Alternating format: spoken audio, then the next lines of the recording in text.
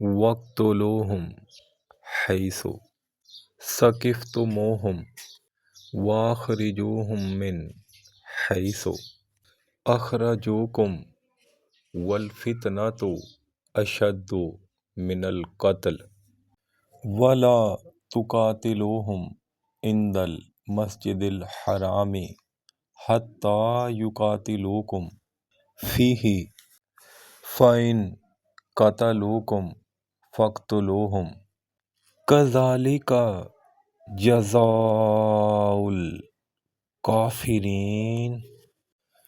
اور کافروں کو جہاں پاؤ مارو اور انہیں نکال دو جہاں سے انہوں نے تمہیں نکالا تھا، اور ان کا فساد تو قتل سے بھی سخت ہے۔